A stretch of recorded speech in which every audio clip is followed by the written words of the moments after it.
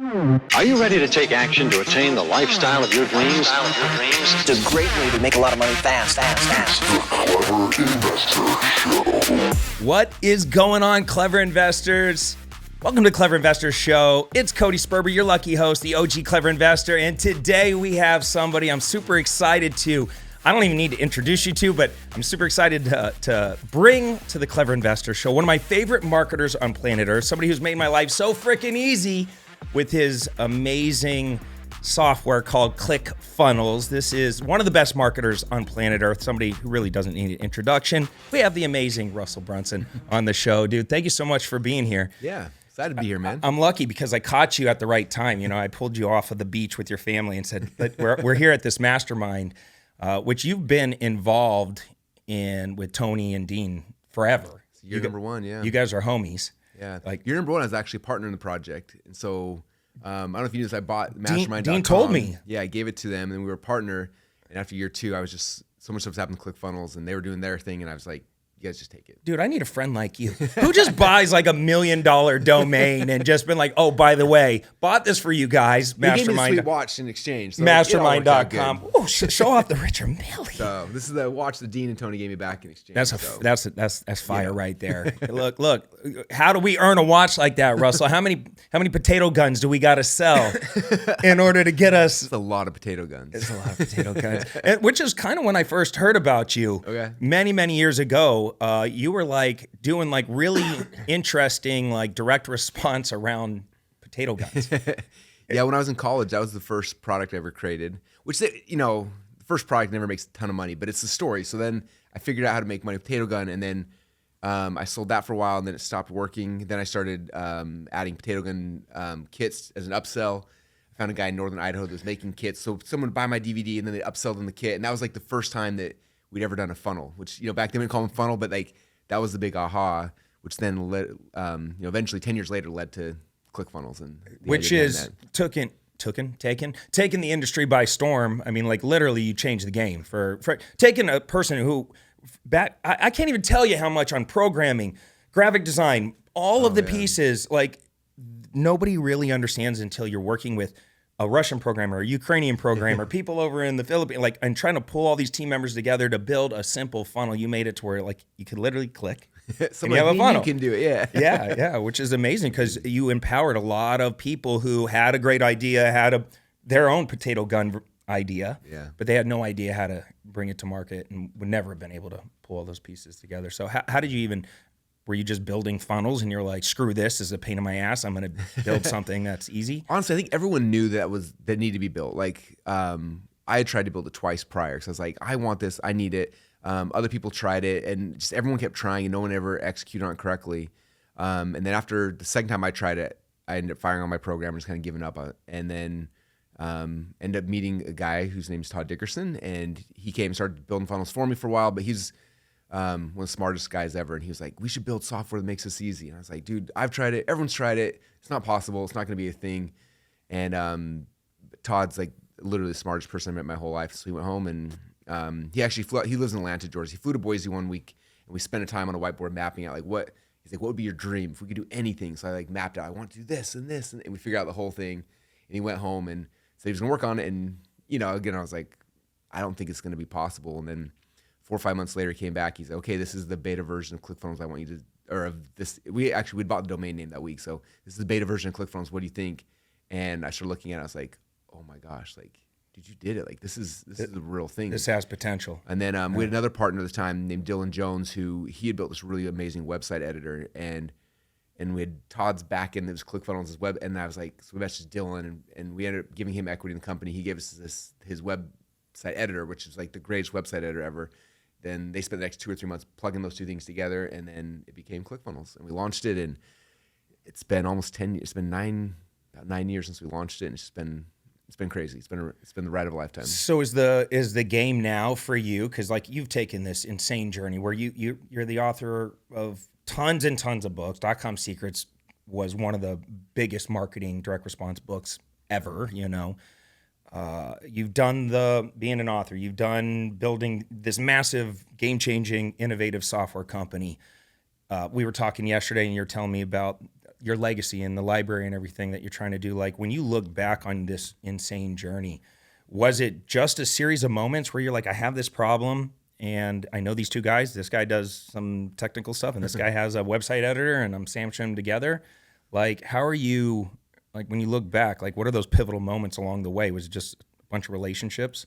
Yeah, it's weird because like I've been in this game now 20 something years. So it's like 20 years ago, for some reason, I got excited about marketing, which is, it's always weird. Like, why do we get desires? Like, why did you care about investing and how, like, who knows?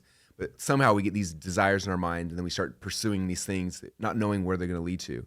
So for me, it was just like, initially I wanted to make money and then I got excited by the marketing behind it. And then the whole funnel thing started happening that like, I would just geek out for weeks at a time, like learning those things. And it was just crazy. And then, but eventually like, as you're acquiring the knowledge, information, like gets to the point where it's like you have the ability now to help other people, right? Same thing I'm sure with you. You probably sold, who knows how many houses, flipping houses. Like you did a bunch of houses and eventually you get so good at it, you're like, this has been really good for me, but there's, now I can actually use what I've learned to help other people. And it's this transition that most people, not most people, but that people need to go through. It's where the first phase is like growth, like personal growth and development, right? Until you become something or you learn something or like you figure something out. And then transition is shifting from growth to contribution. And that's when you become an entrepreneur. When it's not just about you growing, making money, learning, whatever it is, it's that transition to like, boom, now I'm contributing to other people, And I looked at everyone in the mastermind this week, like Jim Quick, right? Like he was memory guy and learning and speed learning. And for a long time, it was him doing it for himself. He was personally growing. And then somewhere he made that transition from growth to like contribution. How do I help other people with this now? And that's when he becomes an entrepreneur. And so for me, like it's been fun in our journey is with ClickFunnels is like, that's where we're finding people. We're finding people who have typically they've gone through this this growth phase of their life and they're loving it. And then it's like, you can make money. You can help other people make money and like serve other people with the thing that you've learned. In fact, I spoke at an event 2 days ago before I got here. And the question someone asked is like, I can't figure out who my dream customer is or who am I supposed to be serving? Or I was like, you don't understand. Like the person you're supposed to be serving is you 5 years ago. Like, where were you 5 years ago? What were you struggling with? Like, that's the person you've been called to serve. Like, go and help them with the thing that you're a master at now. And all these people are like, oh, I had this big ahas, but like, that's what it is, right? It's growth to contribution. And so what's been so fun for me over the last decade of doing this now is just like, we're finding the people who are in that transition point of like, they've been growing and now they're like trying to serve other people. And it's like the most fun people to hang out with. So when you're throwing your big events and now it's so massive, everybody's in these like 2 comma clubs and massive, they now scaled their businesses. Who are some of the more interesting characters that you've had come on your stage or use your software that now you kind of look at them and you're like, wow, like that person really is interesting to me. It's interesting because I think what's my favorite thing about like the movement that we've created with ClickFunnels is just that like prior to this, like I used to go to marketing events and most people in marketing events were people who were doing marketing, right? There was like everyone had the same business for the most part. Where now it's like last year we had Tyson Durfee who spoke at Funnel Hacking Live, and Tyson Durfee is a world champion calf roper, and he was on the road traveling, doing calf roping, and away from his family because he's in these trailers, and they're on the road like half the year, going from rodeo to rodeo. And at nights he would read expert secrets, and then he's like, "Oh, I can help other young rodeo people." So while he was on the road, he starts filming videos of him showing young athletes how to do calf roping and stuff like that. And he built this whole like online course teaching calf roping while he was calf roping. And it led to the point where now he's able to retire from being on the road all the time because now he's got this whole following of young calf ropers who he leveraged like the thing he was doing anyway. And like, so he spoke last year. It was just so cool to see this guy who's like, I was a calf roper. I'm not an entrepreneur. I'm not a business owner. I'm not anything, but I realized that like I had unique abilities I could share with other people. Like that's the fascinating thing to me. We had someone who was at the event 2 years ago. Her sister-in-law was speaking, and so she had come to support her sister-in-law. She's like, and she was an actress. She was in High School Musical Part 2 or something. I don't even know. Okay. She was in one of those like those movies, and she's sitting here watching her sister speak on stage, and she's attending the whole event. And halfway through, she has the idea of like, I know something. Like she's like, I'm really good at like understanding people's charisma types and how they work and what they're good at and what they're not good at. And like as a speaker, she's like, I have this skill set that I didn't even realize that other people would find useful. And so from that, she created this whole movement and this whole business teaching people like us, like, because like the way you speak is way different than how I speak. And a lot of people will see you or see me like, oh, I have to learn how to have charisma like Russell does or like Cody or whoever, like they try to be like us as opposed to like understanding there's different types and like, and identifying like what's your type and like, and owning like who you are. And then anyway, she's built a whole business on the backside of that. And it's just, anyway, there's a million like literally probably close to 1 million different stories I could tell, but it's just people from all walks of life who come in with like some weird thing that they're good at, and then learning like how they can turn that into something they can change the world with. When you were going through the scaling of ClickFunnels, how bumpy was that ride? Because I know just from my personal experience, like people look at it and they go, oh, Russell was on this rocket ship and he just murdered it, and they don't realize like the amount of like employees that left and stole part of your team, or times you got sued, or times you were right there on the edge. Like there was one point, Russell, where I had scaled a little too fast. And I had a little over a $550,000 Amex bill due in one day, and payroll was hitting that next day. And I had like maybe 250 grand in cash sitting in a bank account, and I had like maybe $750,000 worth of bills due in 24 hours. And I'm thinking, and I'm literally in my 9,000 square foot house on the water in this premium gated community, in my theater room, in my boxers at 3 a.m. crying, just going, what the fuck?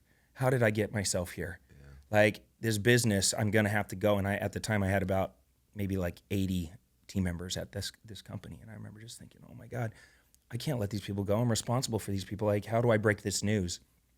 Do you ever have any moments like that where your back's just against the wall and you're like, all right, here we go. First, I want to know how you solved it, because you sucked me that story. What was the end of it? Yeah, too good. Yeah. We're gonna take that story and put it at the beginning of this podcast and leave that open loop for you guys. And then, I get creative. You know what I did? I did exactly what you teach people to do. I sat there and I threw my little pity party, and then I manned up and I'm like, you know what? I know how to sell. I know how to market. I saw people's problems in the real estate investing space. I'm going to launch a product that goes with a live event, and I'm going to sell my way out of this thing real aggressively. You cut deals. I start talking to people and saying, listen, and I just had to be authentic with my team and say, this is the situation we're in. I called Amex and I said, I'm going to not make my payment. What are my options?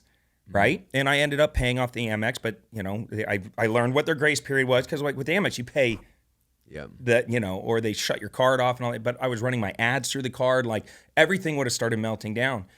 And so within 24 hours, I had a new offer up and out the door. Mm-hmm. We sold hard. We brought in a couple $100,000 because of that. And I tell everybody, like, when I'm training my real estate people, I always ask them, whether it's real estate or I'm teaching people how to scale a business or build a personal brand, or even in my supplement companies, I'm like, dude, our real business is email marketing. Like, I love email marketing. That's like really, once you have an email list and you have a customer base and they love you and you have a relationship with them, you can sell them. You can sell them stuff if they believe in you and it's a good product. And so I just sold my way out of it. It took a while. I did lose a couple good people and I had to trim the fat. It forced me to make a lot of difficult decisions that I was scared to do because I didn't want to hurt people's feelings or whatever. But you're here to stand and tell the story. I did. And those moments happen a lot more than people think when you're an entrepreneur and you're gunning and you're playing the game. So like, what are some of yours that you kind of like, maybe have you been sued and like, it been like the injustice in this is so insane. Last time I got sued, it's great. We have to, at this point, we have full-time legal counsel because we're getting lawsuits all the time, not just from us, but from 100,000 active members. Like we got Taylor Swift sued us a couple months ago because one of our members set up a page and had all our Taylor Swift songs and music, and so I get the lawsuit. So lawsuits now we just like laugh, like, oh, they're always coming. But there were a lot of hard things. I think the one that was the hardest for me, that was like the biggest growth for me, was about a year into ClickFunnels. And I remember when Todd first built it, he's like, the way I built it, he's like, it'll be stable up to about 10,000 members, and we have to like rethink the technology after we pass 10,000 members.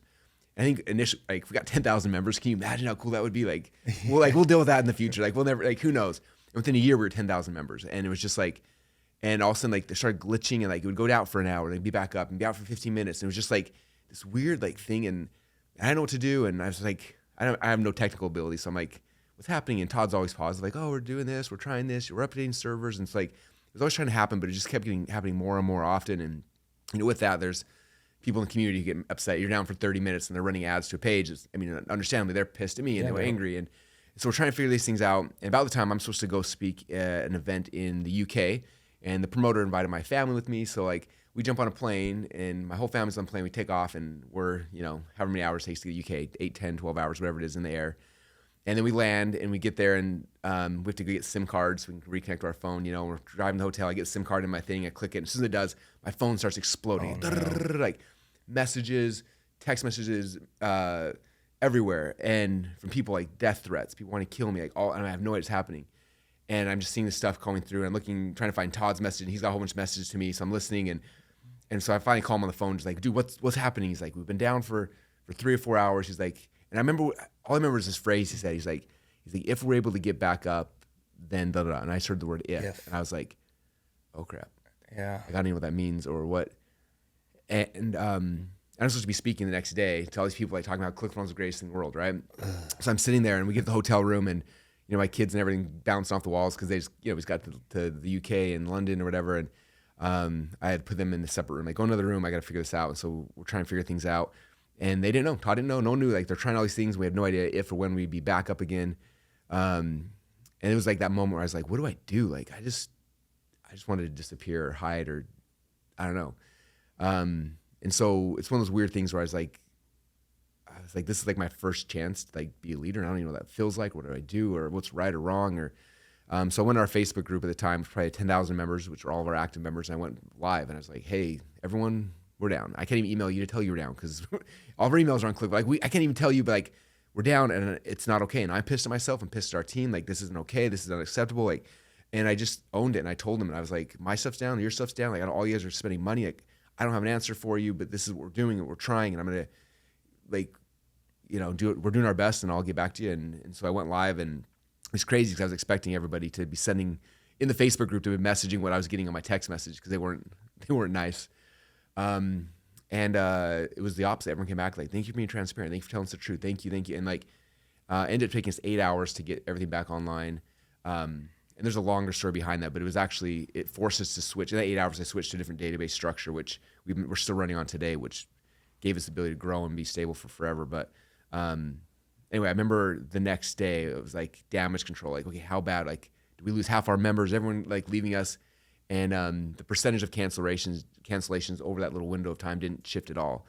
It was just, it was like, because I was vulnerable and like owned it and like didn't try to talk out of my way out. I'm like, no, we were stupid. Like, this is not okay. So even though you didn't know what being a leader looked like, but you knew that you had to be one. Yeah.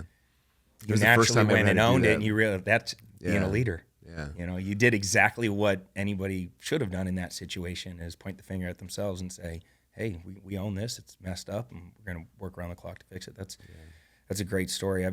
I love hearing when entrepreneurs have to be kind of, have that bounce back spirit and have their back against the wall, that underdog energy, because there always is a lesson and a blessing. And every one of those moments, I call them, they're pivotal moments where you can recalibrate. And now you just said you're running on a better architectural system, and you were able to scale. How many members do you have right now?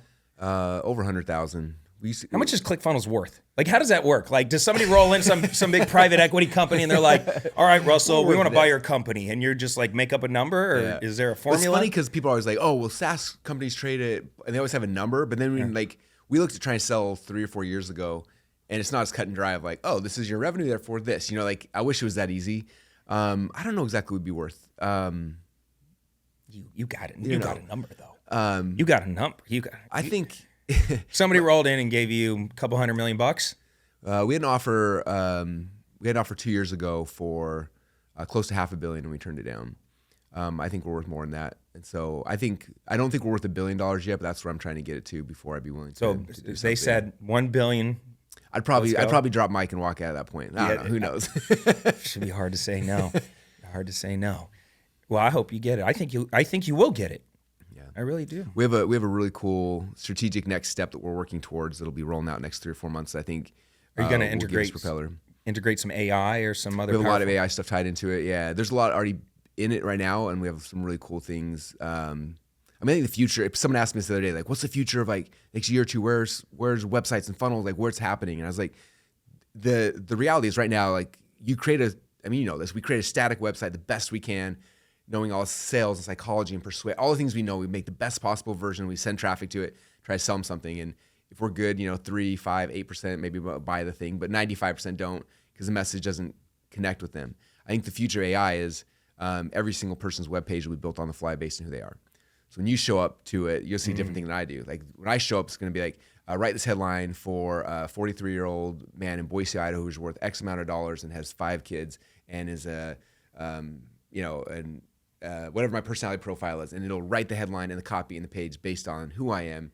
And then when you show up, it'll be clearly different. It'll be writing everything in fly. I think that's where things are going. It's like right now we're kind of like got like a shotgun approach, and that's like sniper rifle. It's right to that. Can you imagine, talk right to the person. Imagine if we get conversions up to 30% on the front end. Like it changed everything for me or you. Like, and it's weird as a marketer. We're always fighting for those incremental. Like, can I get 1% here? Can I split test and get 0.5% here? Because those little percent over time they add up. Oh, yeah. That's like a exponential leap in ability to get an increase. That's really cool. It's really fun. Well, maybe I'll finally start getting some of my ClickFunnels awards, Russell. Apply for the award. You need them. Come on stage. Come get them. I'm going to sell $1 bajillion. I'm going to help you hit that $1 billion evaluation.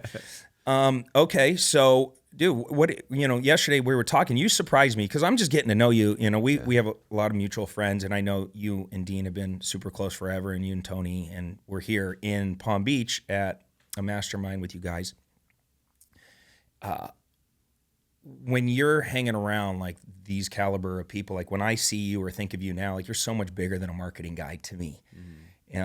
I think of you more like you have all this insane experience, and when I hear you talk, like you're very inspirational to a lot of entrepreneurs. Is that the future of Russell Brunson? Like you're hanging out with these guys.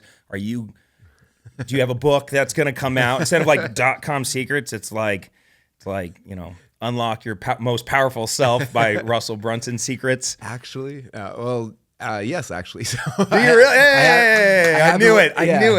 I have more of my personal development book. So, you can't hang out with Dean and Tony and this level of people and not elevate. Well, it's interesting, and you know this in your business too. Like we have a mechanism to teach people, right? I teach marketing and funnels. That's the thing. But the reality is, when people come to me, like the thing that keeping them from success is rarely the funnel or the thing, right? It's always the conversation in their head, right?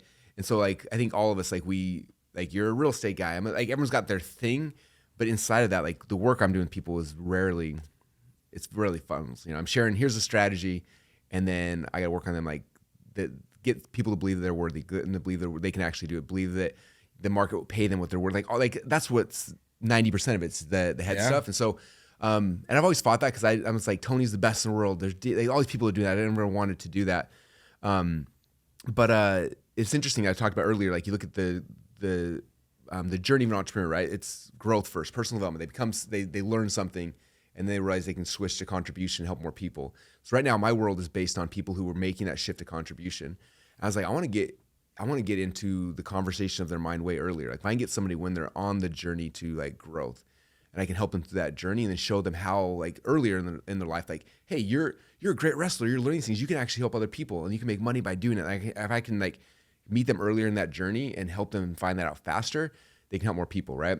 So the book I'm writing, so I'm launching a new company called Secrets of Success. So there's the company and the brand. I wasn't gonna call the book that, but I don't think the book's gonna be called that. But the book I'm writing right now, and I'm probably co-authoring it with Ben Hart. Do you know Benjamin Hardy? No. He's written half a dozen amazing, like some of the best books in the world. He's awesome. But Ben Hardy. Ben Hardy, yeah. Okay, I'm looking up. His new book's called 10X is Easier Than 2X, and it's insane.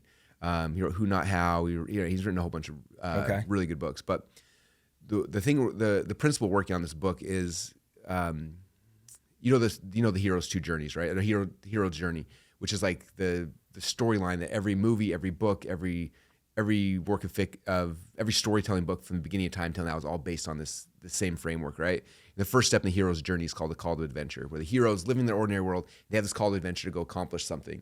So the working title for the book right now is the call to adventure. So it's for anyone. It could be an athlete, a business person, whatever. You have this call to adventure where you're leaving your ordinary world and you're going on this journey.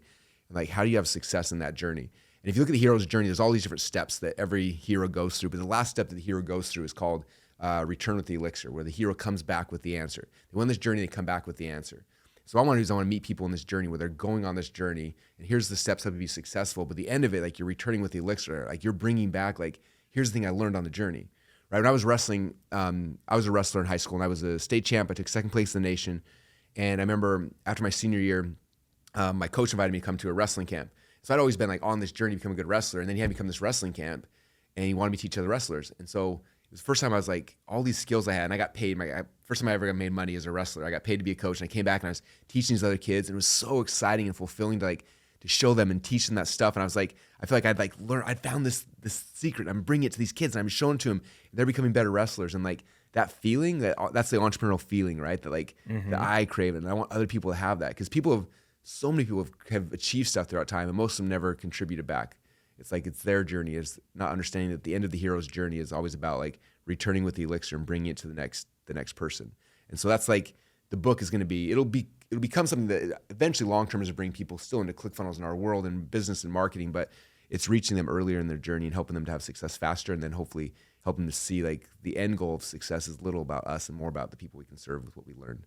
So. Yeah, you're going to smash it with that book. There's so many people can resonate with that. And I think with your marketing abilities, I had Joel Marion on the podcast, and he wrote his first book, and he failed because he didn't know how to market. Yeah. And then he taught himself how to market. You are the greatest marketer out there, and you know everybody's going to get behind that. So I think that's really cool. Is that the legacy now? Like you're kind of like shifting away from because like for me, like when I talk about real estate, there's times I'm like, how many more times can I talk about wholesaling real estate? Like it's pretty simple, guys. Like Google it at this point. Is that how you feel about marketing tactics sometimes? Because I love real estate. Don't get me wrong. Like, and when I get on a roll, like I'm there. Yeah. But there are times like I love marketing, and I've written 3 books on it. And for me, it's like the answers, like I wrote them all in the books. Like for every time someone's like, what should I do? I'm like, it literally is in the book. Like everything's in the book. I just go back to the book. So I'm very much similar. Like I'm just not. I feel like I've said the new things I want to say in marketing. Like it's been done and it's there and it's not going to go away. Like I'm trying to sell. I've sold 1 million copies of my 3 books combined. I'm trying to get to the point where each one sells 1 million. It's like I still like that message. I don't want to stop. I want to keep pushing that out there. But you're right. Like I talk about squeeze pages or funnels. Can you tell me about headlines again? Yeah, Russell, you're like, Google it. Yeah. And so for me, it's actually funny because at dinner the first day we met and you asked like, what are you working on right now? And I was like, oh, old books. I bought 15,000 old books in the last 2 years. And I remember you're like, I did not think that was going to be. Did not expect that one to come out, which is cool because as you were telling me though, that like I wanted to be a 9th grade history teacher. Oh, really? That's what I wanted to do. If you would ask me as a little kid, I would have said one of 2 things. I would have said a marine biologist or a history professor or teacher for 9th grade. But anyway, so I love old things. I love like that understanding. Yeah. Like I was in the lobby here at we're at the Breakers Hotel, and I'm reading all the things about how this hotel became, because it's pretty famous here in Palm Beach. And fascinating story, by the way, of how this thing came to be. So when you were talking about old books, I'm like, tell me more. Like, how does that work? And so you're building literally one of the coolest projects I ever heard of for entrepreneurs and like history buffs, especially if they're into books. You're building a library, and you did something really cool to actually get the funding to build the library. You used your marketing skills and your resources in the marketing world to raise money, right? Like to build this epic library. Can you talk about that? Yeah, it was, and I'm not a builder, so I don't buy properties or house. Anyway, so this is new. The whole thing's new to me. So I bought the land, got the architecture done, and then went to a bank. I was like, hey, I need $20 million to build this big building with statues and books and an event center in Boise, Idaho. And the bank's like, what? No, you're an idiot. Like, there's nothing in Boise worth $20 million. I'm like, no, this is going to be amazing. And anyway, they thought I was dumb. And so like, don't you know who I am? I'm Russell Brunson. Yeah, I'm like, I have a vision. It's going to be amazing. Yeah. They're like, so is this library that people going to come to? I'm like, well, not really. It's more just like a museum for me and some of my friends. Like, and then like... Anyway, the banks couldn't figure it out, so they told me no. Every bank's like, no, you're dumb. And so I was like, well, crap, I got to figure out a way to pay for this, right? And so my mentor is Dan Kennedy, and he always says when you have something you want to buy, he's like send the bill to the herd. So just like you, and you were like sitting there, 9,000 square foot house, and you're freaking out, like you wrote an offer, send it to the herd. So I was like, hey, we need to make an offer. And so I was looking at our event center. There's 100 seats in it. I was like, if I sold those seats, like rights to those seats. similar to what they do when people like when football stadiums are built, right? They sell seat licenses. Yeah. And so we did an offer at our inner circle or my mastermind in Mexico, and I sold seat licenses where they could pay $1 million to get 2 seats in the event for the first 2 or 3 rows, and then the back there's $200,000 seats they can get as well. And we sold it and raised $14 million for my Mexico mastermind. And I got a dozen or more seats. We're still trying to finish selling out, but that'll fund the entire building of the library / museum, and then and give me some more money to buy some more old books. And you've done some cool marketing around that, right? Like, I saw something with a DeLorean, and you did one in front of the library or books or something. Yeah, we had a we went downtown and rented the Burbank, and went to like one of those green screen studios they film movies and stuff in. And so we filmed me in the whole thing, and then they took the architectural library and built a 3D rendering or something, and then I was like actually walking through it and like showing people what it was so people could see exactly, and it's all just so now I can screen. visualize what I'm investing in. And, this is where this is going to be. It's really fun. Wow. But it's been fun for me because like. But you did it twice. I think the lesson I want to pull out though is you did the first one and you raised some money, and then are you doing a second one, or did you already do the second version with the DeLorean? We filmed the second version, and then we rolled that out to our to my internal audience or to the rest of my audience. Yeah, that went out a little while ago. Because sometimes as marketers, you come up with a hook, it does a certain amount, and then you got to kind of reset and rethink. Like, okay, how do I get to the rest of the audience? Because not everybody resonates with every message, and so you just did what you different teach, hooks, different angles, and keep trying. And you tried again, and you got some more. And so how much left did you say? It's a couple $1 million. There's a couple more of the $1 million seats left, and I think 1 or 2 left of the $200,000 seats. But yeah, if you got a hot extra $1 million just laying around, and you want to be able to go hang out at this really dope spot, it's amazing. If one of my listeners buys one of these off of this, I want free ClickFunnels for life, bro. Done. I want a free account. Tell me about the books though. Why are you nerding out on these books? Because you were talking about you have a book that is worth or costs $1 million. I have 2 books now that I've spent $1.5 million on 2 different books. So. Yeah, the books are amazing. They're expensive though. It's an expensive hobby to get into. But one day you were just sitting there, you're like, I love old books. I'm gonna go drop some moolah on some books. Well, okay, so I'll tell a little bit more story. But so if you look at like what I am, a lot of people say, oh, Russell, you're an author, you're an entrepreneur. And I don't look at myself as an author. Like I look at myself as a curator. Like all 3 of my books were not like, here's Russell's original ideas. It was Russell's a nerd. He goes out and reads a whole bunch of books, goes a bunch of seminars, tests everything, and then based on that writes a book. So you look at my books, I'm always like, I always give reference like, oh, I learned this from Dan Kennedy and from Jay Abraham and from this person. Like I always give credit because I'm a curator. I curate ideas and I put them into a format that's simple for me to understand where I can doodle it. I can show it to people and they can be like, oh, it makes sense to me, right? And so the same thing here is like personal development. There's been some amazing people. So much stuff's been said over the last however long. And so I started going out and buying it. I want to find the original first editions of these books and manuscripts to like from the first people that were thinking about this. And so I got deep into the history of personal development. Like 1850s, the very first person to write a book on personal development was a guy named Samuel Smiles in the UK, wrote a book called Self-Help. And then that was like the first time. And it launched this movement. It's called the New Thought Movement, where people started thinking like, well, you can think and change your life. Like that wasn't a thing pre-1850s. Pre-1850s, you just did what you're supposed to do. And the last person did. You just worked hard. Yeah. So Samuel Smiles writes this book and he starts writing a whole bunch of books. And then people in London, UK, that area start like learning about personal development for the first time ever. And then one of those books somehow got to America. And this guy named Orson Sweet Martin, who's a little kid, in his parents' attic, and he finds this book, Self-Help. He reads it, and it's like, oh my gosh, I can think and change my life. And so he starts writing a bunch of books, and he is the guy who started Success Magazine. Launches Success Magazine, it becomes this huge thing. Now people all across the country learn they can like think and change their life, and they can actually be successful, not just based on. So many of our listeners reach out and they ask us how they can get involved in my actual real estate deals. Our investment firm specializes in finding deeply discounted properties, acquiring them, renovating, stabilizing both single-family and multifamily properties all over the United States. That's why we're so excited to share with you clevercapitalfund.com. Now, if you have some investment capital and you want to deploy it and receive double-digit returns backed by real estate, then visit our website and see which fund is right for you. We have both equity funds and we have debt funds where you just get paid out every month like clockwork. All you got to do is visit www.clevercapitalfund.com today to learn more.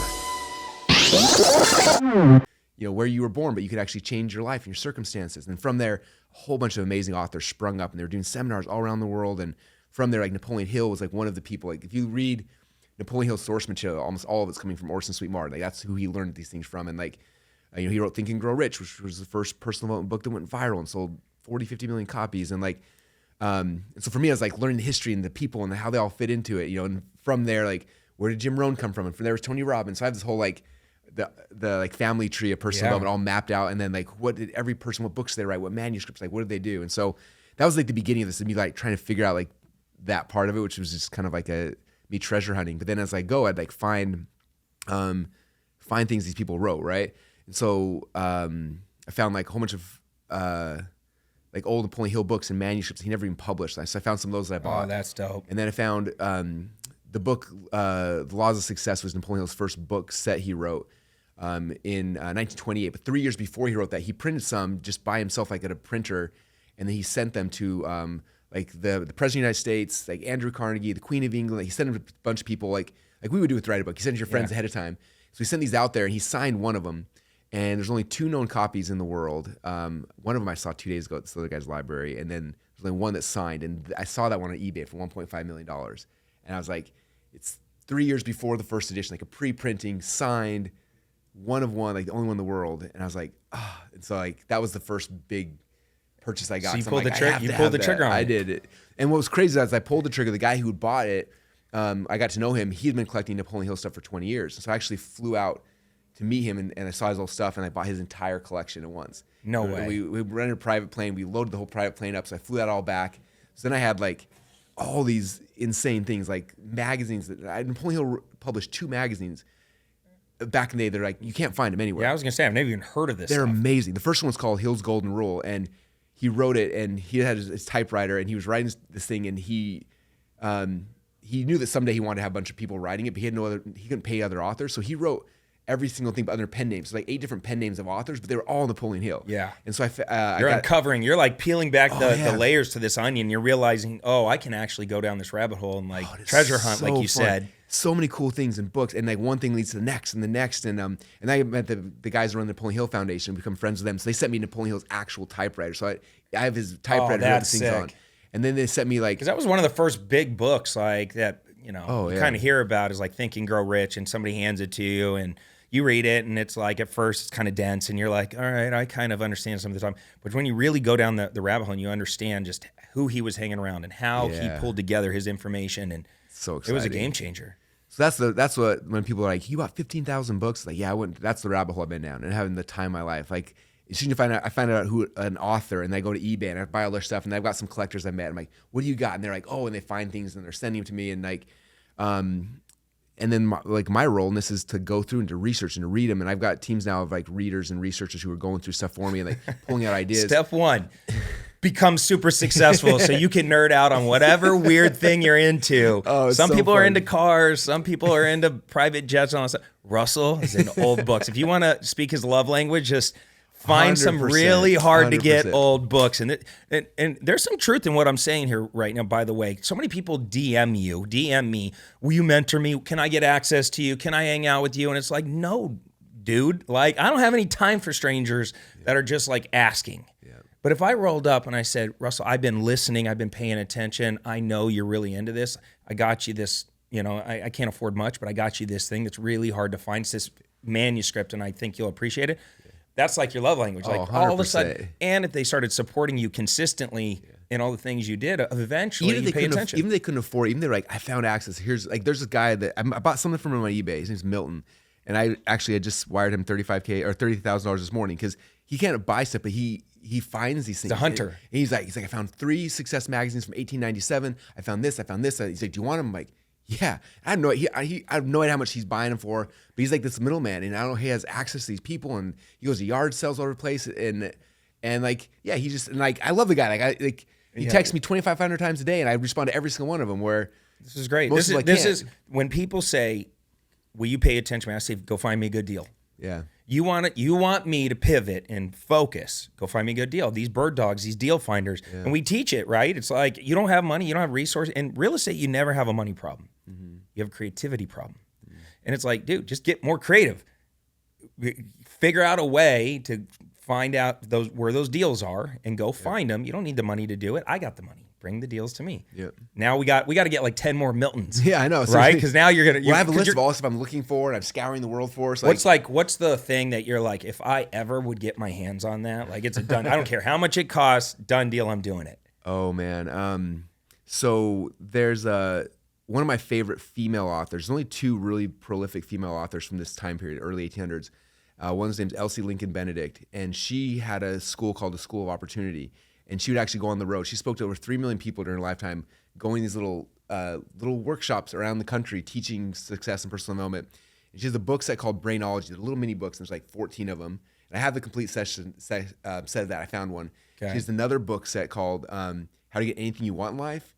It's little blue books, and there's a 14-book set, and I have 11 of the 14 books. There's 3 that I cannot find anywhere. I'm finding her family members. I'm trying everyone out there searching. If I find 23andMe reports, all right, we're gonna go all if I could the way find down those the 3 genealogy. booklets that I'm missing, then I have a complete set. That's the one of all the things. I would give anything for that. You just need to post that on social and just be like, look, these are the 3. Go find these things for me. That's actually interesting. Yeah, you can get. I will put you front row at the next funnel hacking front row. We'll even announce you from the stage. Like, just make a little spectacle out of it, and I guarantee those 3 books are going to magically show up. Okay. Because I don't know. Is the magic in you hunting them down? Is that part of the fun? It is, but if I find it through somebody else, that's part of the story too. The Brainology book set was one is super rare. I found one book on eBay, and I knew it was part of a set, and so I started searching for that one. And again, this is people always ask me who finds these for you? I'm like, mostly it's me. I'm the one that cares enough, right? I remember I was searching, there's only one reference of it in all of Google. There's only one reference to the book. And then on Etsy, somebody 10 years ago sold an incomplete book set. So I found the Etsy person. I found the person who had sold it. I was like, I will pay you to tell me who you sold it to. And the guy's like, I can't. It's against terms or whatever. I'm like, I don't care. I'll pay you 10 grand to tell me who you sold this thing to. The guy wouldn't do it. And then went into Facebook, Instagram, everywhere. Anyway, on Instagram, 8 years ago, some bookstore in the UK posted a picture of the full book set. It was I found it in Google Images, like 500 scrolls deep. I was like, that's it. And so I contacted the bookstore, and I was like, do you have this book set? And they were back there, yeah, we do. Would you we still have it? Do you want to buy it? I'm like, holy crap, yes. And it was funny. After I had that initial conversation, I was driving my son to school that day, and I was telling him about the treasure hunt, how I found it and stuff. Yep. He's like, Dad, how much are you gonna pay for it? And I was like, I'm gonna offer him $5,000, but I'd be willing to pay more. He's like, how much would you pay? And I was like, okay. And me and him are going back. He's a 12-year-old, and I was like, how much do you think we should pay? And anyway, he's like, I think you pay $10,000. I was like, I think I'd be willing to pay $50,000 for that book set. He's like, you pay $50,000? I'm like, I paid $50,000 for it. Anyway, I got home from dropping him off, and the lady emailed me. She's like, it was in British pounds. She's like, I'll sell you the book set for 500 pounds. And I was like, yes, overnight it to me. Here's the money before she changed her mind. What is 500 pounds? Like $420 or something like that. Oh, hey, yeah, I was like, score on the book set. Oh yeah, I was like, I would have paid $50,000 for that. And anyway, there is so something about that perception of value. Oh yeah. In real estate, there's a big perception of value. It's like what I'm going to do with the property might be totally different than what you'll do with the property. I see a vision. I see what I'm going to do with it. You see what you're going to do with it. And when you're building out this library, because the library is going to be dope. It is half event center, half library. I heard there's going to be some James Bond spiral staircase, that goes to the rarest of the rarest books that only very lucky people ever get to go down there and see where the $1 million books are. And are you going to build it all dope with lights and Yeah, it's amazing. We have. Are we going to have lasers?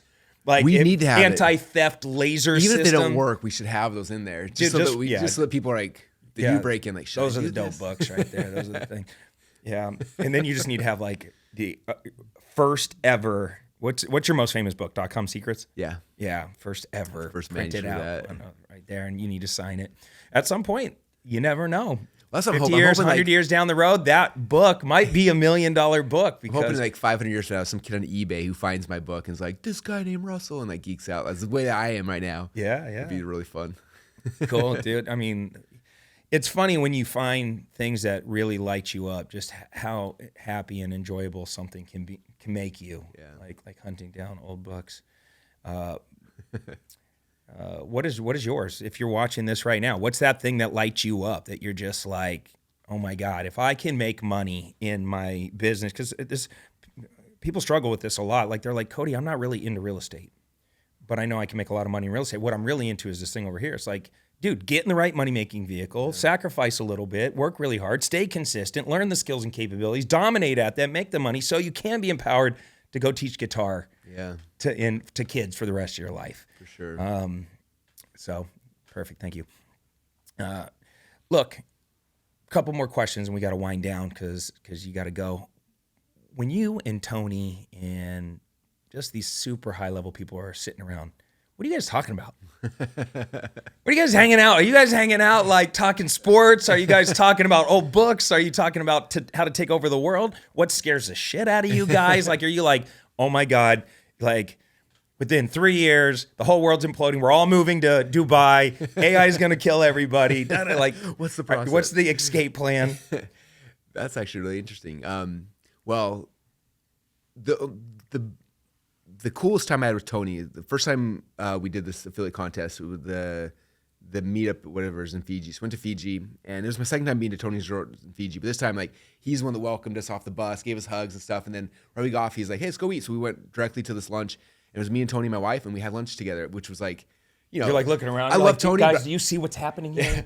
I love Tony, but I'm still scared to death. Right now, I'm just like, oh. And it was crazy because, like, you know, he's obviously the alpha in any room. So he's like leading the conversation. But it was fascinating because he was talking about just, I could see like in his mind, like he has his own plane, which is like, I've flown it once. It's insane. It's like an old Southwest plane that he turned into, like, it's amazing. Like after you fly it once, like, it's the big boy plane. Oh, it's amazing. Yeah. So like we flew it once. So he's talking about that, but he's talking about, he didn't say guilt, but like you could tell like he felt guilt because he knows how much, you know, carbon or whatever, or gas it costs to fly this thing. He felt really guilty about it. So then he was telling this deal he had figured out with I'm not gonna remember the details, but the Prince of Saudi Arabia to do this thing where he was gonna change the way they ship some things, which actually would lower carbon across the world by like this huge amount, which was 100 times more than his plane could ever do in like his entire lifetime. And he like figured out how to justify this by solving the problem over here. And it was so cool to see that. I was like, oh my gosh, because sometimes we're like, you feel guilty about something or you're doing this thing, but like, and he's trying to like, he wants the net positive of anything he's doing to be way more positive. And so he's telling these stories about this and that and all these things. And like when he got sick, like the type of water he had to drink to like heal himself. And I'm just like taking notes, like, I got to buy that water, like whatever it was, you know, like with Tony, it's just him telling you all these insane things and how like he was trying to like, after the last meeting we had here, he flew out from here to go to some like peacekeeping thing to try to figure out with all these like national leaders, like how to solve peace and problems that we're having in America and across the world through social, like just like that stuff he's dealing with. And it's like, I'm just in there just like so you're listening. I'm listening and not knowing that like right now I can't solve those problems, but understanding like the way he's solving those problems is really fascinating. Like it wasn't him like, I'm going to go whatever. He's like, okay, for me to solve this thing that I think the world's struggling with, who are the people I need to connect? So Tony's using his connecting abilities. Like, okay, we need this, like gets the 5 or 6 people, flies them all together, sits in a room and like solves the problem. And it's just cool seeing the way his brain thinks versus most like me. I'm just like, that's too big a problem for me. Where he's like, okay, who are the people that can solve this? Let's get them in a room, make it happen. And it forces you to elevate your thought. Yeah, it starts getting you thinking differently. And so, anyway, he's fun just to hear because you know those are the problems he's dealing with. Would you say he's probably like the biggest, most famous person that you're like homies with? Oh, for sure. Yeah, by like he's so globally known. He's consulted like the last 10 presidents or something crazy like that. You know what I mean? And the Queen of England and Princess Di and like he's connected to everybody. Like there's nobody. We're here because we supported them in their mastermind.com launch, and I got lucky because you've already done it since the beginning. So I was able to actually play in the game and do really well in the launch. So as affiliates, you get a reward to when you market well and you sell well. You get to come to these private events. And so one of the things that I won, or all of us here, all 10 of us, is the ability to ask Tony any question you want. I know. Do you have your question figured out? I do have my question. I struggled with it, though, for a long time. I still struggle with it. Every year, it's like the last moment. It's like, okay, I have to boil it down to one freaking question to ask Tony Robbins. So it took me about a week of really thinking about it. I don't want to say it. I'm not going to say it until I ask him because I want to hear. No, I want to hear his. I want to hear his response. But it's interesting too because like if you had one ability to ask one of your favorite people still alive a question, who would that person be, and what question would you ask? Yeah, I remember last year I asked the question too, and I asked a question that was this way, And as Tony was answering it, he does this Tony voodoo thing where he like sinks in on you. And halfway through, he shifted and started talking about one of my sons that I was struggling with. I don't even know how he knew that or whatever. And went down and spent the next like 20 minutes with me going deep on this thing that, well, the first one, it was a really good question in my head that was probably more surface level. And he shifted it. And by the time I left, I was just like, holy cow, like it was like life-changing. And so that's the thing with Tony too, is just like, you ask one thing, you never know what you're actually going to get because he's just so in tune with those, just all the things, you know? And anyway, you're gonna love it. This is my 4th time doing it. You're gonna love the experience. You have your question?